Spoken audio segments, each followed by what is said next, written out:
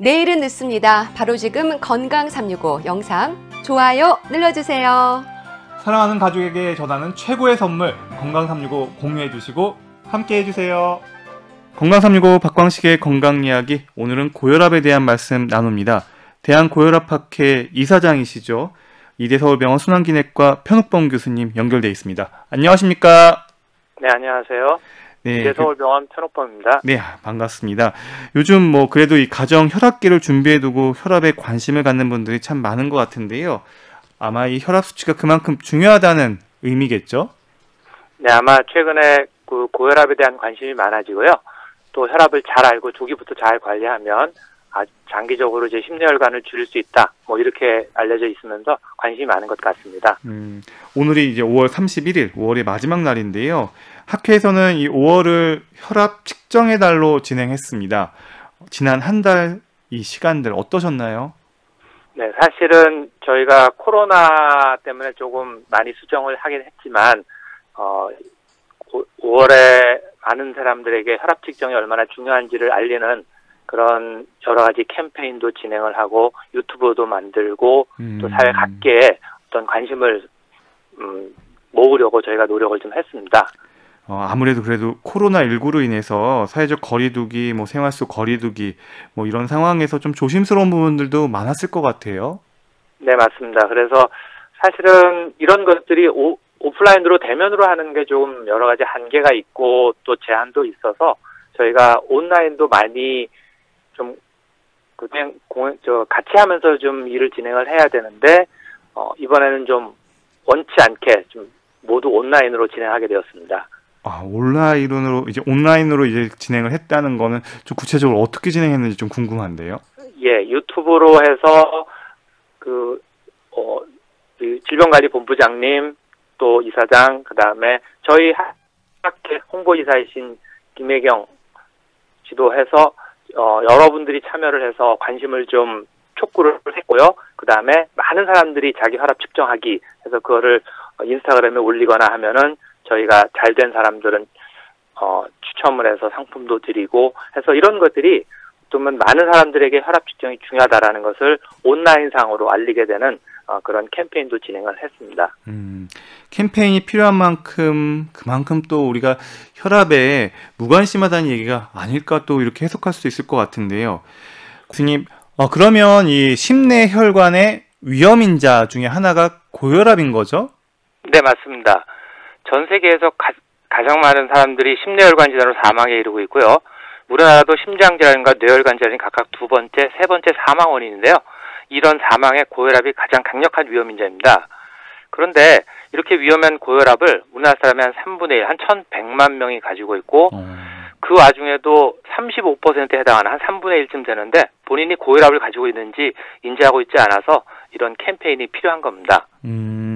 그러면 이제 캠페인을 좀 어떻게 진행하셨는지 한 번 더 소개 좀 부탁드릴게요. 네, 저희가 대한고혈압회 이사장인 저와 또 질병관리본부장이신 정은경 본부장님 그리고 고혈압 홍보대사인 김혜영 씨가 혈압 재는 게 필요하다는 응원 영상도 저희가 만들었고요. 그다음 유튜브 자유 공모전을 통해서 혈압 재는 것이 중요하다라는 유튜브 공모전도 저희가 진행을 했고 또 혈압 재는 SNS 인증샷 또 올리면 저희가 상품을 드리는 그런 이벤트도 준비했습니다. 그리고 또 온라인상에서 혈압 재는 것이 중요하다라는 저희가 유튜브 강의도 지금 한 4편 정도 마련해서 올렸습니다.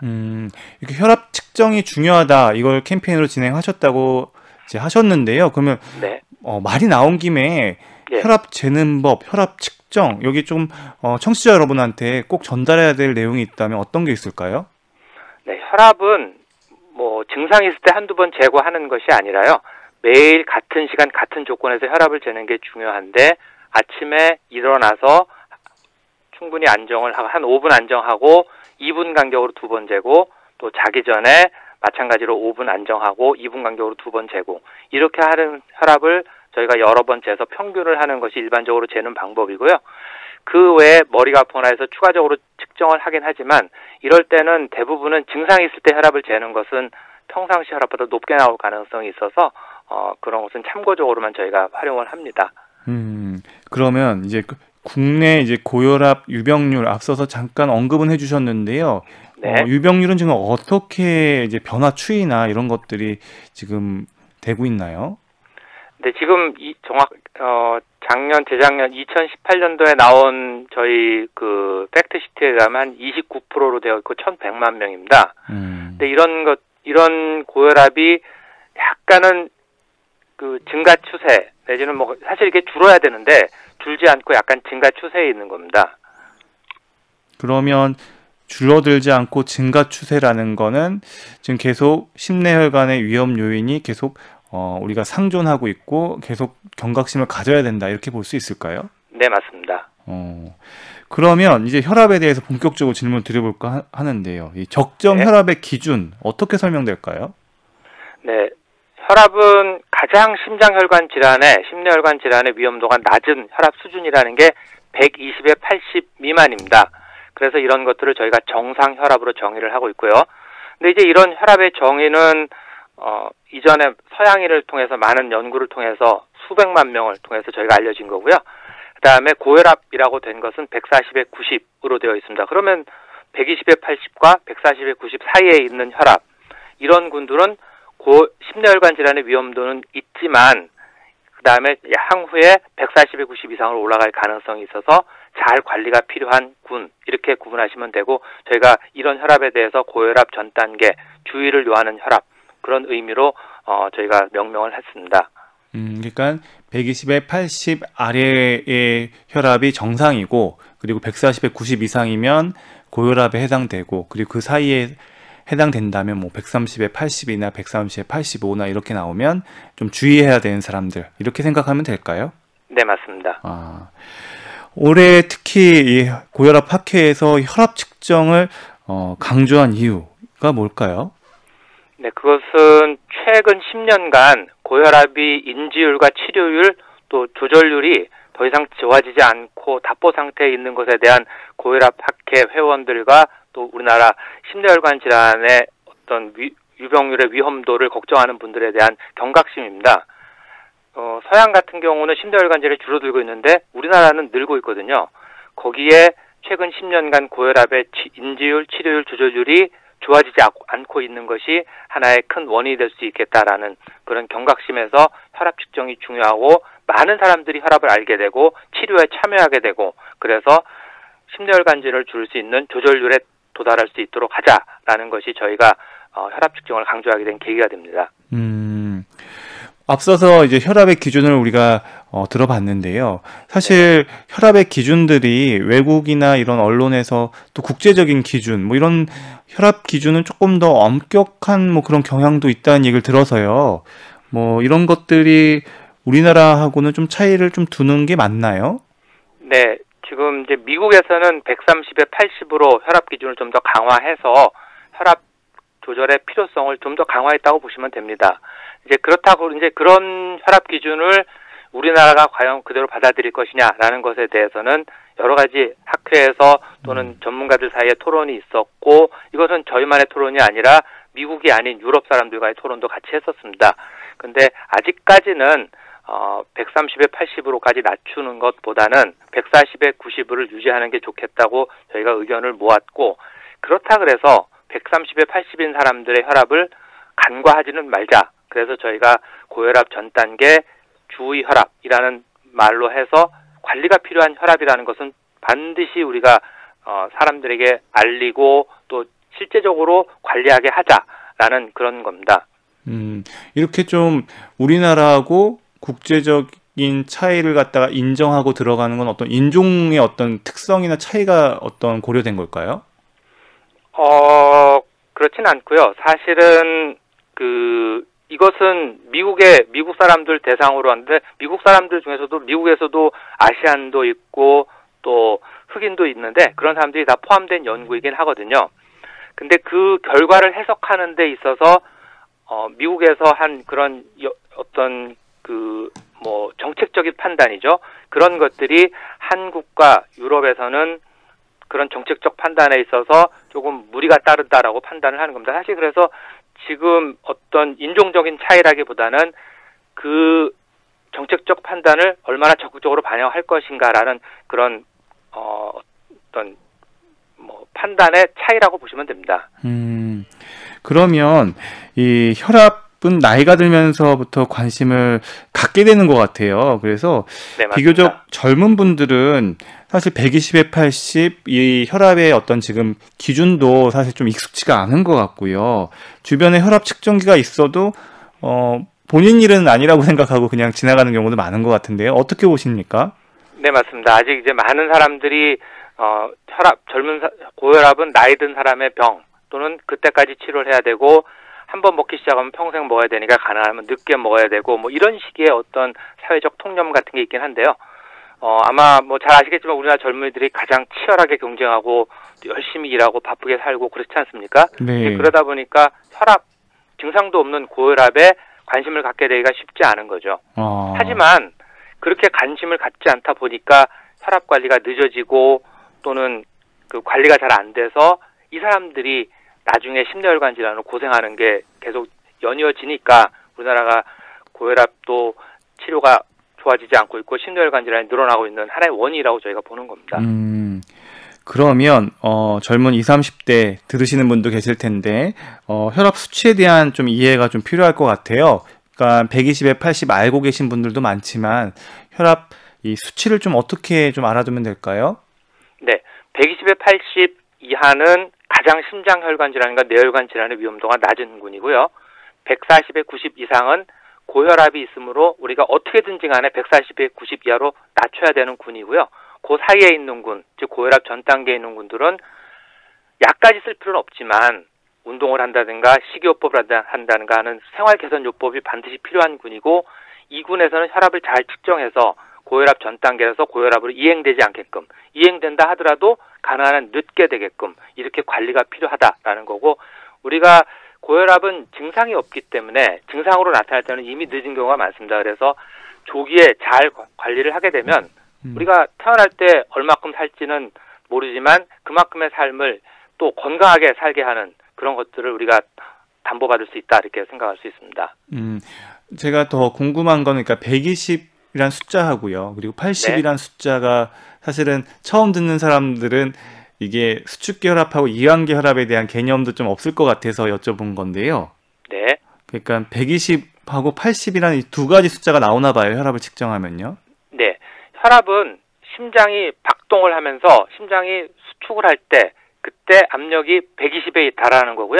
높게 되는 거죠. 짜주니까요, 심장이. 예. 그다음에 심장이 이완할 때는 80으로 유지가 된다는 뜻입니다.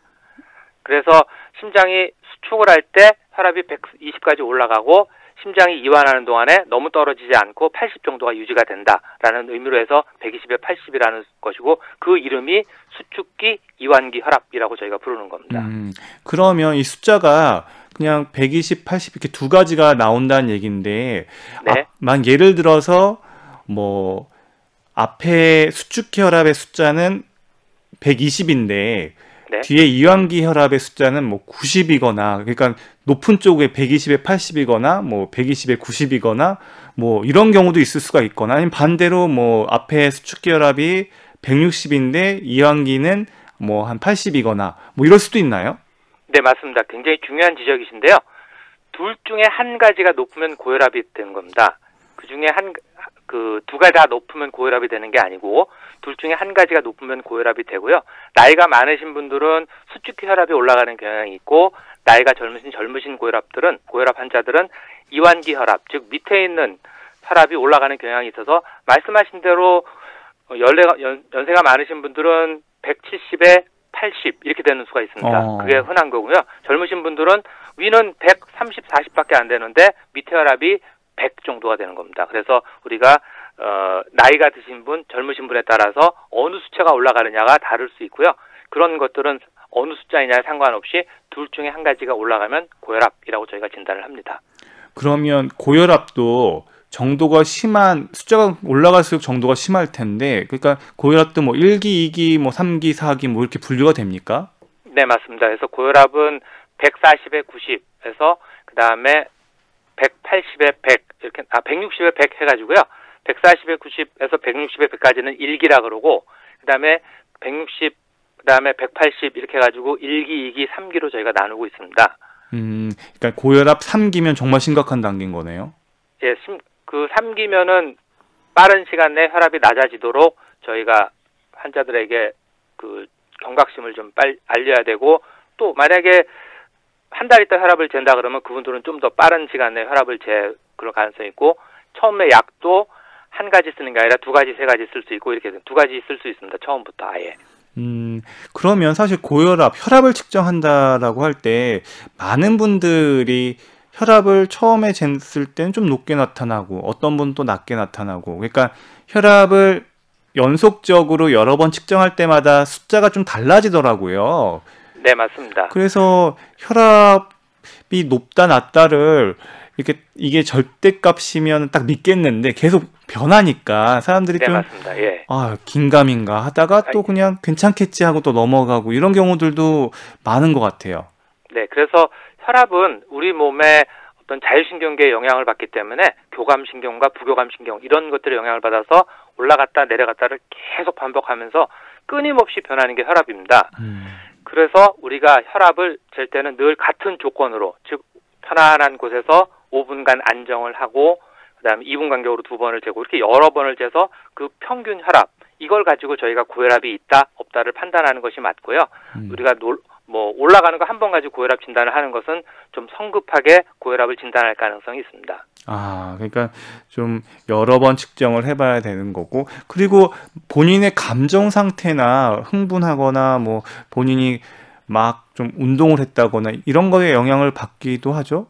물론입니다. 그래서 충분히 운동을 했다 그러면 최소한 30분에서 1시간 정도 안정을 하고, 만약에 감정적으로 좀 힘든 상황이라면 충분히 그 시기를 벗어나서 편안할 때 재는 게 맞습니다. 괜히 그럴 때 혈압을 재면 고혈압이 아닌 분들이 고혈압이 나와서 어떻게 보면 필요 없이 약을 드시는 경우도 있기 때문에 그런 경우는 충분히 안정을 하는 게 좋습니다. 근데 운동은 좀 이해가 가요. 운동은 좀 쉬고 나서 30분 정도 충분히 휴식을 취하고 나서 측정을 하면 그래도 안정적인 혈압, 그 지속되는 혈압에 대한 수치를 얻을 수 있다는 건 이해는 하는데요. 교수님, 하나는 감정이라는 거는 만약에 예를 들어서 어떤 친구하고 싸웠는데 그 싸워가지고 기분이 안 좋은 이 감정들이 상당히 좀 오래 가기도 하고, 또 사람의 감정이라는 게 쉽게 이렇게 가라앉거나 또 그러지 않아서 회사 일로 뭔가 골치 아프거나 그러면 또 계속 좀 교감신경이 계속 항진되어 있는 상태일 수도 있는데, 이런 경우도 혈압이 계속 높은 상태로 반영이 된다면 이거는 좀 병적으로 봐야 되는 건가요? 아니면 이거는 좀 일시적으로 보고 조금 그래도 기다려 봐야 되나요?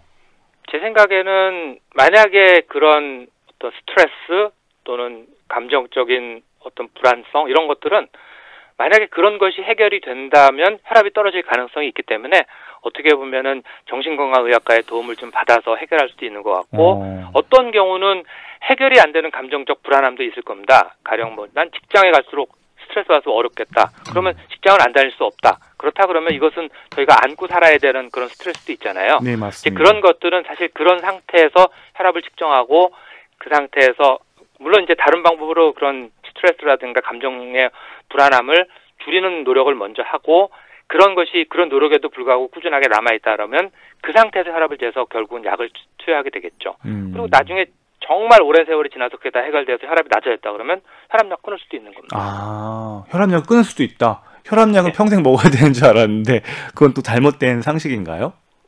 혈압은 우리가 어떻게 관리를 하냐에 따라서 절대적인 건 없죠. 사실 제 환자 중에서도 굉장히 비만이 최근에 생겨서 혈압이 올라갔다가 정말 본인이 열심히 하셔서 비만이 해결된 다음에 혈압약을 끊게 되는 경우도 있습니다. 그러니까 얼마나 그 혈압 상승의 원인이 짜게 드신다든가 비만이 생겼다든가 하는 이런 아까 말씀드린 감정적 스트레스 이런 것 때문에 만약에 혈압이 올라갔다면 그런 것들을 컨트롤하면 비록 처음에 약은 투약했다 하더라도 혈압약을 줄이거나 또 혈압약을 한두 개밖에 안 썼다 하면 끊을 수도 있는 거죠. 그러니까 혈압도 하기에 따라서는 이게 끊을 수 있다. 평생 약을 복용하지 않을 수도 있다. 이렇게 얘기를 해주셨습니다. 이제 그거에는 얼마나 생활 습관이 잘 관리가 되느냐가 하나의 관건이라고 할 수 있습니다. 그러면 이제 연령별 이제 좀 고혈압 분포를 봤을 때 어느 연령대가 가장 많나요? 혈압은 나이가 들수록 증가하는 경향이 있습니다. 그래서 한 뭐 7, 80대는 60, 70%가 고혈압인 거고요. 예. 그다음에 이제 여성 같은 경우는 폐경기가 지나고 나면 한 10년 내에 혈압이 급속하게 올라가서 원래 폐경기 전까지는 남성의 혈압이 더 높고 고혈압 환자가 많은데요. 폐경기 지나고 10년 지나 한 65세 정도 되면 여성이 더 높은 경향이 있습니다. 그래서 나이에 따라서는 우리가 고령화되고 하니까 혈압 환자가 늘어나는 하나의 이유가 되는 것도 있습니다. 그러면 이제 상대적으로 젊은 연령대에서 고혈압이 발생하면 그 고혈압을 안고 살아야 되는 기간이 더 길기 때문에 또 어떻게 보면 젊은 환자의 고혈압은 더 위험할 수 있다 이렇게 볼 수 있을까요? 네, 최근 이제 젊은이들의 삶을 보면 스트레스도 많고 또 운동을 좀 많이 못하고 또 비만이 많죠. 그래서 이제 젊은 사람들이 혈압이 올라가는 게 문제인데 잘 관리 안 하고 있으니까 그게 심각한 상황이 된 거거든요. 근데 이 사람들이 만약에 젊은 시기에 됐다 그러면 어떻게 보면 그 사람들에게서 지금 고혈압 때문에 심장이라든가 뇌, 눈 이런 중요 장기들의 변화가 없으니까 관리를 잘하게 되면 어떤 우리가 태어날 때 받은 삶만큼의 건강한 삶을 유지하게 된 또 좋은 계기가 될 수도 있습니다. 그래서 저희가 젊은 고혈압에 관심을 갖는 겁니다. 실제로 대한고혈압학회에서 5월 혈압 측정의 달 캠페인의 세부 주제로 이 젊은 고혈압을 찾아라 이게 주제였다면서요? 네, 맞습니다. 젊은 환자들이 어떻게 보면 본인이 고혈압인지 아는 경우도 엄청 낮고 그 다음에 치료를 실제 하는 경우도 낮고 실제 했다 하더라도 중간에 끊어버리는 경우도 높고 조절이 잘 되는 경우도 적어서 이분들이 사실 우리나라의 미래이기 때문에 이분들의 혈압을 관리하는 데 중요하겠고 결국은 나이가 들어서 이미 변화가 다 온 다음에 관리하는 것보다는 조기에 관리하는 것이 심혈관 질환을 예방하거나 늦게 오나 하는 그런 부담을 줄이는데 가장 중요한 요인이라고 저희가 본 겁니다. 사실 고혈압 단어 앞에 젊은이라는 단어가 붙으니까요. 그러니까 네. 젊은 고혈압. 그럼 어느 정도로 젊은 사람이 혈압을 처음 측정해 봐야 되는지 이런 궁금증이 생기는데요. 네, 사실 우리나라에서는 지금 성인이 되면 누구나 다 그 혈압을 1년에 한 번씩 측정하게 되는 그런 국민 건강 검진을 하고 있죠. 네. 그래서 가족력이 있다든가 하는 그런 경우는 좀 더 자주 측정을 해야 되지만 그렇지 않고 1년에 한두 번씩 꾸준하게 혈압을 측정하면 됩니다. 정상인 경우에는. 그래서 실제 국가검진에서 그런 걸 진행을 하고 있고요. 근데 만약에 높았다. 그랬을 때는 1년에 한 번이 아니라 좀 더 자주 측정을 해야 되고 전문가와 상의를 해야 됩니다. 그 모든 국민이 어린아이조차 뭐 유년기, 청소년기에도 혈압을 측정하는 것이 필요하고요. 그런 것들이 규칙적으로 관리가 되고 있고 본인이 혈압이 작년에 얼마였고 내년에 얼마였고 그래서 이것은 모든 연령에서 다 필요하다고 생각이 듭니다. 이렇게 혈압에 대한 좀 전반적인 이야기들을 들어봤습니다. 건강365는 KBS 홈페이지와 유튜브 그리고 팟캐스트로도 서비스됩니다. 오늘은 고혈압을 주제로 말씀 나누는데요. 대한고혈압학회 이사장이신 또 이대 서울병원 순환기내과 편욱범 교수와 함께 알아보고 있습니다. 교수님, 그러면 이 고혈압은 증상이 있습니까? 네, 증상이 없습니다. 사실 이제 이게 혈압이 200이 넘어도 아무런 증상이 없습니다. 그래서 증상이 없고 우리가 고혈압의 위험성을 알리는 대표적인 말로 무언의 살인자라는 표현까지 쓰는 겁니다. 그러면 혈압이 좀 올라갈 때 머리가 아프다던가 그리고 목이 좀 뻣뻣하다던가 뭐 이렇게 얘기하시는 분들이 있던데 이거는 고혈압하고 관계가 없는 거예요? 거의 대부분은 관계가 없고요. 그런 두통이라든가 어떤 뻣뻣함, 어깨가 아픔 이런 증상들이 혈압을 올릴 수는 있습니다. 하지만 반대로 혈압이 올라서 이런 증상이 생긴다고 보지는 않습니다. 그러면 그냥 잘 있던 혈압이 왜 올라가는 거예요? 혈압은 우리가 혈관 내 압력이고 혈관 내 압력이 증가하는 것은 혈관의 긴장도 아까 우리 교감신경계가 올라가면 혈관의 긴장도가 증가해서 혈압이 올라가고 그렇습니다. 그 다음에 짜게 드시면 혈액량이 늘어나기 때문에 혈압이 올라갑니다. 또 한 가지는 나이가 점점 들수록 혈관이 딱딱해져서 어떤 그 심장에 수축하는 그런 압력을 우리 혈관들이 잘 어떻게 보면 그 흡수를 해줘야 되는데 그걸 흡수하는 정도가 떨어지니까 혈압이 올라가는 것 이렇게 생각할 수 있습니다. 그러면 이렇게 혈압이 올라가는 요인들, 지금까지 밝혀진 요인들은 어떤 것들이 있습니까? 네, 고혈압은 아무래도 가족력이라도 하는 유전적인 요인이 중요하고요.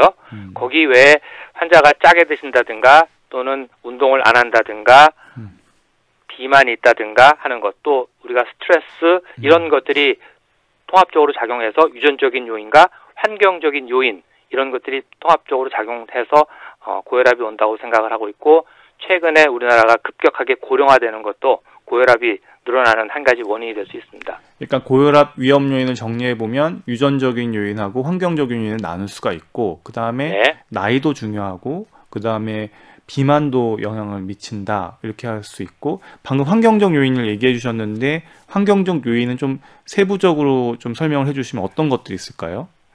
환경이라고 하는 것은 뭐 저희가 되게 이런 환경이 아니고요.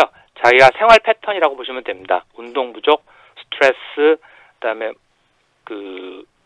짜게 드시는 것, 뭐 이런 것들이 환경적 요인이라고 할 수 있습니다. 환경이라고 하는 것이 생활 습관이라고 좀 넓게 생각하시면 될 것 같습니다. 그럼 짜게 먹으면 혈압이 이렇게 어느 정도 올라가는 게 뭐 밝혀졌나요?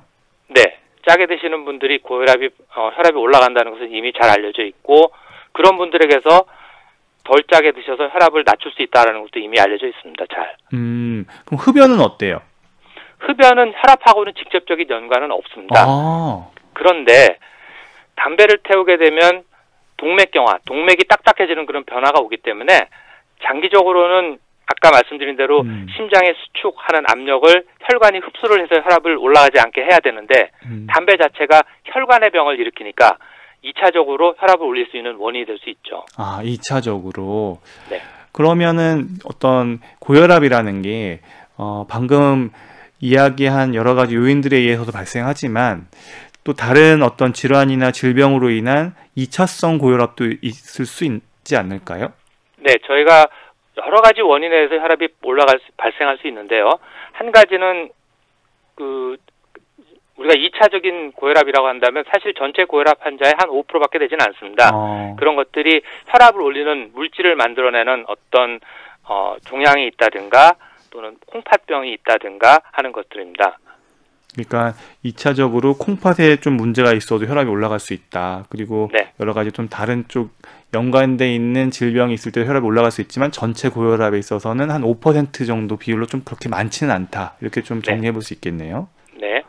그러면 이제 혈압이 높을 때 병원에서는 뭐 바로 약을 처방해 주나요? 아니면 또 고혈압을 진단하기 위해서 여러 가지 또 다른 검사가 또 필요한 건가요? 이제 고혈압이 있으면 저희가 가장 중요한 것은 바로 약을 처방할지 말아야 될지를 판단하는 근거로서 현재 고혈압으로 몸에 어떤 변화가 와 있느냐를 보는 게 중요합니다. 그게 이제 심장의 변화, 콩팥의 변화 또는 혈관의 변화를 보는데요. 이런 것들을 저희가 초음파라든가 또는 혈액 검사를 통해서 알 수 있고요. 그런 상태에 따라서 어떤 경우는 같은 혈압이라도 그런 2차적인 변화가 와 있다면 초기부터 적극적으로 저희가 약제를 쓰고 혈압이 많이 높지 않은 상태에서 그런 변화가 높지 않다면 저희가 생활개선요법을 먼저 해보고 생활개선요법으로 충분하게 혈압이 떨어지지 않는다면 고혈압 약제를 시도해 볼 수 있습니다. 뭐 고혈압이 있을 때 뭐 CT나 MRI나 이런 영상 검사는 뭐 하는 거는 아닌 거죠? CT나 MRI를 저희가 모든 환자에게서 고혈압 환자에게서 시행하지는 않습니다. 그러니까 제일 중요한 건 혈압이 올라갔을 때 이제 의료진 입장에서는 약을 써야 되는 고혈압인지 아니면 약을 쓰지 않고 혈압을 갖다가 낮출 수 있는 어떤 생활요법이나 여러 가지 방법들이 있는지를 갖다 좀 관찰하는 그런 기간들이 좀 필요하겠네요. 네, 사실은 이제 이런 판단은 한 번만 하면 되는 거거든요. 네. 그러니까 처음에 혈압에서 바로 약제 쓰고 하는 이런 것보다는 진짜 고혈압인지 먼저 확인을 하는 게 중요하겠고 고혈압이 맞다면 이런 2차 우리가 어떤 장기의 변화죠. 아까 말씀드린 대로 심장이라든가 콩팥, 혈관의 변화가 와 있는지 확인하고 그래서 약제를 써야 될지 말아야 될지를 판단하고 하는 것. 이런 것들은 딱 한 번만 하면 되고 신중하게 할 필요가 있습니다. 그러면 앞서서 고혈압도 단계가 있다고 얘기해 주셨어요. 고혈압 1기, 2기, 3기.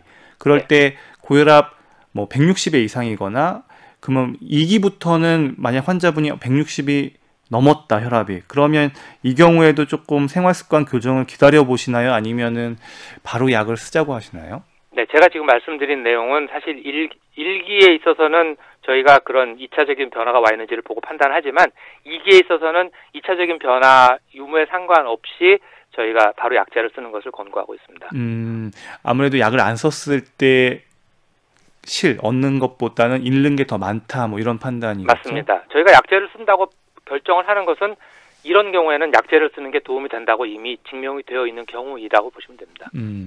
사실 고혈압은 증상이 없기 때문에 증상이 없는데 약을 먹어야 된다는 것, 사실 많은 환자분들, 고혈압을 갖고 계신 분들 입장에선 좀 당황스러울 것 같아요. 근데 고혈압을 방치했을 때 그러면 어떤 문제가 있는지를 그걸 좀 아는 게 약의 순응도에도 도움이 될 것 같은데요. 이 고혈압을 네, 갖고 있을 때 실제로 어떤 우리 몸에 나쁜 변화들이 있나요? 사실 고혈압 자체는 증상이 없어서 아무 증상이 없는데 매일 꾸준하게 약을 복용한다는 게 쉬운 일은 아닙니다. 하지만 증상이 나타났을 때는 그것이 중풍이라든가 심장혈관 질환, 심한 경우는 심장 급사로도 나타날 수 있고요. 콩팥이 망가지게 되면 혈액 투석을 해야 되는 일도 벌어질 수 있고 눈이 나빠지게 되면 시력을 잃을 수도 있습니다. 또 대동맥이라고 하는 큰 혈관이 찢어지게 되면 생명이 위험할 수도 있고요. 이런 위험한 질환들이 발생시키는 것이 고혈압이고 그다음에 이 고혈압을 관리 안 했을 때는 이런 질환의 위험도에 우리가 늘 노출되어 있다는 경각심을 줘야 되고 관리를 잘하게 되면 이런 위험한 질환들을 줄일 수 있다라는 것으로서 저희가 환자를 설득하고 꾸준하게 교육을 하는 것이 필요합니다. 그러니까 정확하게 고혈압이 우리 몸에 일으킬 수 있는 그런 합병증 이런 것들에 대해서 먼저 제대로 아는 게 일단 고혈압 치료의 출발일 것 같네요. 네, 맞습니다. 그러면 이제 고혈압을 갖다가 이제 우리가 관리할 때 측정하는 게 중요하다고 하셨는데 이게 아침, 점심, 저녁 뭐 언제 재봐야 되는 겁니까?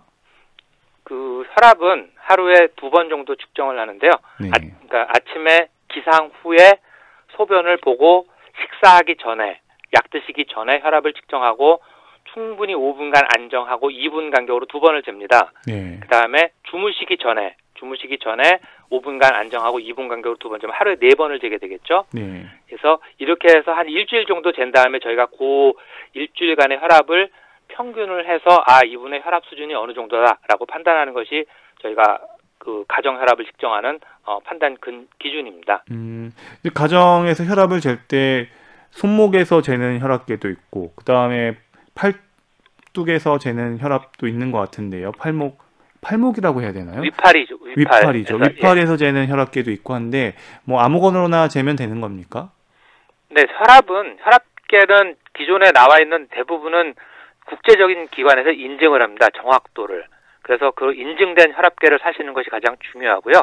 그런 인증된 혈압계 중에는 대부분은 이제 위팔에다 재는 혈압계이지만 최근에는 팔목에다 재는 혈압계도 그 인증을 통과할 정도로 그 기술이 많이 확립이 되고 그 정확도가 향상이 돼서 손목에 재는 혈압계도 심심치 않게 볼 수 있는데 그런 것들이 아무래도 국제적인 인증을 받은 것이 많지는 않습니다. 그러니까 국제적으로 인증받은 손목 혈압계가 최근 나오긴 하는데 그렇게 아직은 많지는 않아서 일단 좀 제대로 좀 알아보고 사셔야 되겠네요. 네, 그리고 만약에 그런 복잡함이 있다면 위팔 혈압계를 사시는 것이 인증된 혈압계일 가능성이 훨씬 높은 거죠. 그러면 이제 이런 혈압을 갖다가 좀 기록을 해둬야 되겠네요, 수첩에다가. 네, 그래서 저희가 그 대한고혈압학회 홈페이지에도 혈압을 측정하는 그 시트를 저희가 만들어서 보급하고 있고요. 지금 많은 혈압계를 저희가 그런 혈압계를 만들어서 제공하고 있는 회사에도 그런 그 혈압을 측정할 수 있는 수첩을 좀 만들어서 제공하게끔 저희가 권고하고 있습니다. 이제 고혈압 약을 이제 먹는 분들 많이 또 계실 텐데 사실은 고혈압이 우리나라가 잘 관리가 되는 편입니까? 그러니까 한마디로 약을 잘 드십니까? 지금 약제 순응도가 상당히 중요합니다. 그 순응도는 나이에서 많이 차이가 나는데요. 연세가 많으신 분들은 약을 잘 드시고 관리도 잘 되는데 젊은 사람들은 약을 주면은 한 통계에 의하면 약을 시작한 사람의 반은 1년 지나면 끊는다고 합니다. 근데 근데 이게 나이가 드신 분들은 잘 안 끊지만 젊은 사람들은 훨씬 잘 끊는 거죠. 그래서 그런 수농도가 상당히 중요하고 이 수농도에 따라서 장기적인 심혈관 질환의 예후가 다르다라고 하는 것은 이미 잘 알려져 있습니다. 그러면 이 약물의 수능도를 좀 높이려면 좀 어떤 개인의 노력과 이런 것들이 좀 필요할까요? 그래서 저희가 매일 혈압을 측정하게 되면 본인이 약을 안 드셨다는 것을 인지하게 되겠죠. 약을 안 먹으면 혈압이 올라가니까. 예, 올라가니까 이 약을 복용해야겠다는 경각심을 주게 되겠죠. 그다음에 우리가 요새 이제 젊은 사람들 같은 경우는 뭐 앱이라든가 이런 게 있으니까 그런 걸 잘 활용을 해서 환자에게 혈압을 측정했느냐 물어보기도 하고 관리가 잘 되고 있느냐 이런 것도 할 수 있겠죠. 그다음에 병원을 방문했을 때 끊임하게 혈압약을 잘 복용하고 있는지 의료진이 체크하는 것도 중요하고 또 환자의 노력도 중요하고 주위 사람들, 가족들의 어떤 협력도 필요합니다. 네, 그러니까 결국은 고혈압을 그냥 아는 데서만 그치는 게 아니라 만약에 지피지기면 백전백승이라고 그 고혈압을 네. 결국은 관리해야 그게 의미가 있다. 이렇게 좀 네. 정리를 해볼 수 있겠네요. 네. 박광식의 건강 이야기 오늘은 고혈압을 주제로 말씀 나누고 있습니다.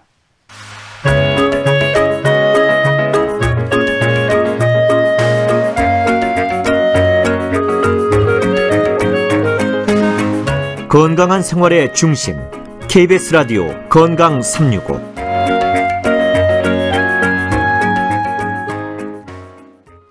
박광식의 건강 이야기 오늘은 고혈압에 대해서 알아보고 있습니다. 교수님, 그러면 이제 고혈압 이제 약물도 종류가 여러 가지가 있을 텐데요. 뭐 처음에 약물은 뭐 사람마다 쓰는 게 달라지는 겁니까? 아니면 약물을 선택하는 기준이랄까요? 물론 이게 의사 선생님들이 알아야 될 부분이기도 하지만 사실은 이제 고혈압 환자분들이 워낙 많다 보니까 본인이 드시고 있는 약들에 대한 관심도 요즘 많은 게 또 사실이거든요. 네, 맞습니다. 환자들이 사실은 자기가 복용하고 있는 약제를 잘 아는 게 되게 중요합니다. 그래서 그 약제의 불편함이 뭔지, 장점이 뭔지, 어떤 부작용이 나타날 수 있는지를 반드시 환자분이 알고 있어야 되고 그것들이 의료진에서 설명이 돼야 되고 또 약제를 주는 약사분에서 설명이 돼야 됩니다. 그래서 그런 것들이 잘 알고 있고 그런 예측되는 부작용이 나타날 때는 약제 때문이구나. 그럼 약제를 바꿔야 되겠다라는 생각을 하면 되는데 이제 이런 것들이 잘 원활하게 되지 않는다면 약제를 드시고 몸이 불편한 증상이 생기면 혈압을 관리하면 안 되겠다라고 해서 혈압약의 수능도를 떨어뜨리는 이유도 되는 겁니다. 그러니까 이제 그런 부분들을 좀 염두에 둘 필요가 있다. 이렇게 좀 네. 봐야 되겠고요.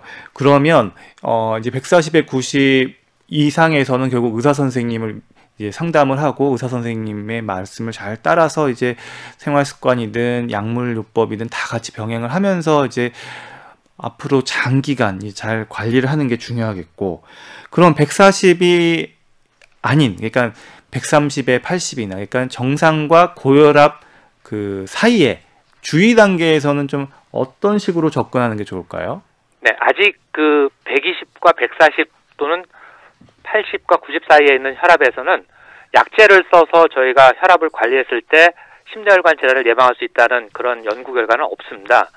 하지만 이 부에 해당되는 분들이 심혈관 질환이 높다는 것은 이미 알려져 있습니다. 그래서 이분들이 140에 90이 되지 않도록 예방을 하고 관리하는 것이 되게 중요하고요. 여기에는 정기적으로 혈압을 측정하는 것도 상당히 중요합니다.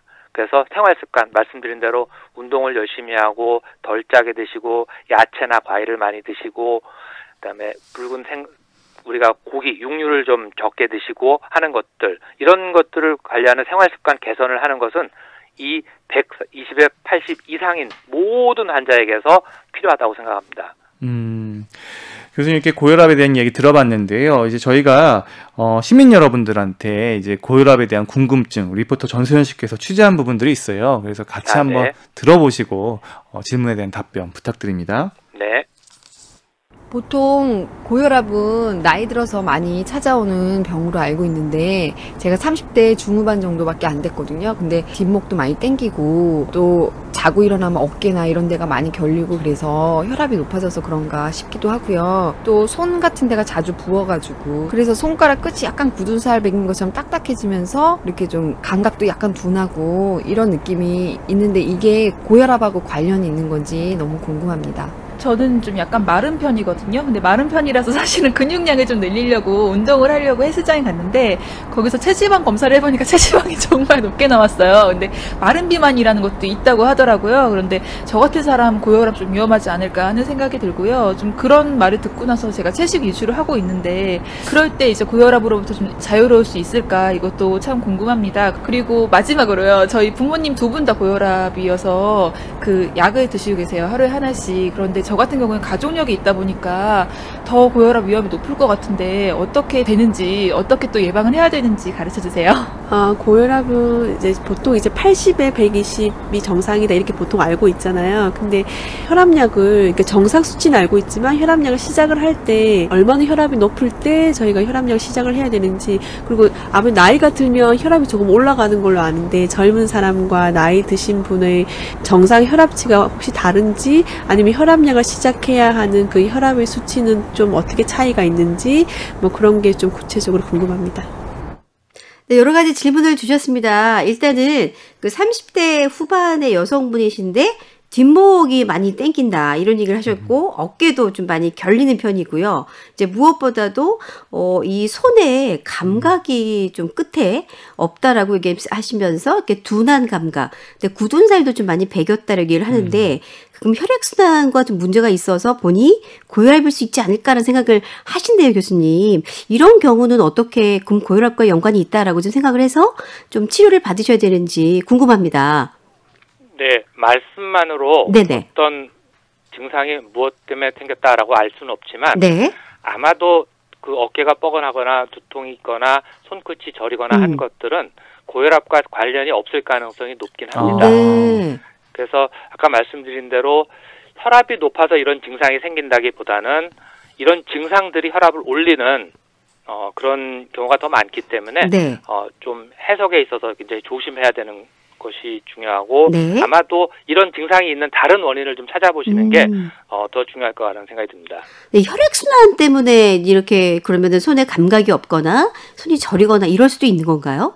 네, 만약에 손끝에 우리가 뭐 레이노 병이라 그래서 네. 혈액의 순환이 잘 안 돼서 손이 저리거나 하는 병도 있기 때문에 다른 원인을 좀 찾아보시는 게 좋겠다는 생각입니다. 네. 그리고 이제 40대 여성분인데 체지방 검사를 하다 보니 굉장히 높게 나와서 마른 비만의 그 체형이라고 얘기를 하시더라고요. 이런 경우에도 고혈압 위험이 좀 있다는 얘기 들어서 요즘에는 채식 위주의 식단으로 바꿔서 좀 관리는 좀 하고 있는데 뭐 마른 비만도 고혈압 위험에 좀 클 수 있다 이렇게 보면 될까요? 네, 이제 이런 경우에는 우리가 대사증후군이라 그래서요. 대사증후군에는 당이 높은 것, 또 중성지방이 높은 것, 혈압이 높은 것 이런 것들이 포함되거든요. 네. 거기 대사증후군일 가능성이 높기 때문에 거기에는 혈압이 올라갔을 가능성도 같이 있습니다.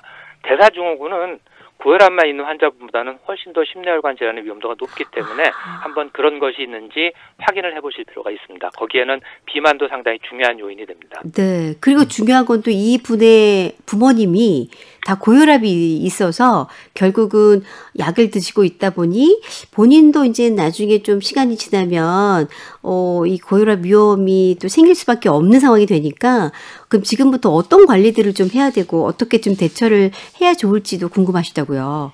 가족력이 있기 때문에 본인도 고혈압이 생길 가능성은 상당히 높습니다. 그러니까 그것이 늦게 오고 많이 높지 않게 나타나고 평생 가능한 한 안 나타나게 하려면 네. 자주 혈압을 측정하고 생활 개선요법을 미리 하는 거죠, 본인이. 네. 그래서 혈압이 오는 것을 예방할 수 있다면 그런 것을 좀 적극적으로 하고 그다음에 아마 규칙적으로 혈압을 측정하는 것이 가장 중요할 거라고 생각이 듭니다. 그리고 또 좀 미리미리 또 체크를 또 병원에 가서 뭐 한 40대 중후반 요때부터 해도 괜찮은 거죠? 그거는 이제 정확하게 언제부터 하라라고 알 수는 없지만 그분의 상태에 따라서는 그것이 30대일 수도 있습니다. 그래서 만약에 혈압이 처음에는 계속 정상이 나왔다 그러면 1년에 한 번 정도로 충분하겠지만 네. 조금씩 올라간다 그러면 그것이 1년에 한 번이라 6개월에 한 번, 3개월에 한 번씩 혈압을 측정해야 될 경우도 있습니다. 네. 그래서 그거는 나이에 따른 변화라기보다는 혈압 상태에 따른 어떤 그 방법으로 가야 될 겁니다. 네, 혈압 상태에 따라서 네. 확인이 하는 필요 있다라고 말씀해 주셨는데 예. 이제 그 마지막 질문인데요. 보통 이제 우리가 고혈압 하면은 이제 120에 80 정상이라는 건 알고 있잖아요.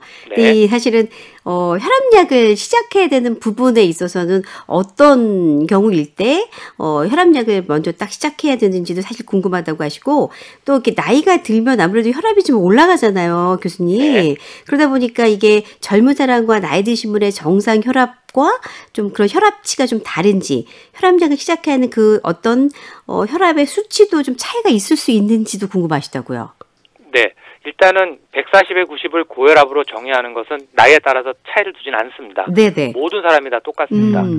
그런데 혈압약을 쓰느냐 안 쓰느냐 하는 문제는 젊은 사람들은 아무 이 변화가 없이 고혈압만 있을 가능성이 있기 때문에 네. 그리고 많이 높지 않을 가능성이 높기 때문에 어떻게 보면 운동요법도 같이 하고 혈압약을 쓰는 것을 조금 더 신중하게 결정할 수 있지만 네. 나이가 드시면 다른 동반 질환이 많고 또 고혈압이 만약에 40대에 생겼는데 나이가 드셔서 약을 드시려고 병원에 왔다 그러면 벌써 고혈압으로 20년 있었기 때문에 2차적으로 장기의 변화가 와 있을 가능성이 있습니다. 네. 그런 경우에는 좀 더 적극적으로 저희가 혈압 조절을 하기 때문에 어떤 동반 질환에 따른 어떤 결정이지 나이가 많아서 일찍 쓰고 젊어서 늦게 쓰고 하는 건 아니고요. 네. 그런 나이에 따른 어떤 몸 상태 변화를 저희가 꼭 측정을 해서 그런 것들을 종합적으로 관리해서 혈압과 2차적인 장기의 변화 이 두 가지를 보고 저희가 약제를 쓸지 말지를 결정하는 겁니다. 그렇군요. 어쨌든 나이에 따라서 뭐 관리가 좀 다를 뿐이지 140에 90일 경우에는 고혈압으로 측정이 된다. 뭐 이건 확실하다는 얘기신 거죠? 네, 맞습니다. 네. 리포터 전세현 씨 감사합니다. 고맙습니다. 네, 이렇게 각각의 질문에 대한 답변까지 들어봤는데요. 교수님 시간이 뭐 거의 다 돼서요. 오늘 이 시간 통해서 강조하고 싶은 말씀, 마무리 말씀 부탁드립니다. 네, 고혈압은 어떻게 보면 저는 과소평가돼 있다. 또는 우리가 고혈압을 너무 우습게 본다라는 것에 저희가 방점을 두고 싶습니다. 고혈압은 위험한 질환이고 관리를 잘 해서 저희가 사람들이 가장 피하고 싶은 중풍이라든가 치매 또는 심장질환 이런 것들을 예방할 수 있습니다. 그것에 가장 처음에는 혈압을 자주 재는 것입니다. 사실은 우리가 그 집에 체온계는 상비약으로 많이 두고 있지만 사실 체온계는 이렇게 만져보면 따뜻한지는 알 수 있습니다. 하지만 혈압은 200이 돼도 우리가 밖에서 만져서 알 수 있는 방법이 없습니다. 증상도 없기 때문에. 그래서 가능한 한 혈압계를 좀 이렇게 그 상비품으로 해서 구비해가지고 만약에 갖게 된다면 필요할 때마다 또 본인만 재는 게 아니라 여러 사람 잴 수 있으니까 그래서 혈압계를 좀 주위에 많이 구비하시는 것이 저는 필요하다고 생각이 들고 혈압을 자주 재고 규칙적으로 재는 것 이것이 우리나라 고혈압 관리와 심혈관 질환을 예방하는 데 시작점이라고 확신합니다. 네. 대한고혈압학회 이사장이시고 또 이대 서울병원 순환기내과 편욱범 교수님 오늘 말씀 고맙습니다. 네, 감사합니다.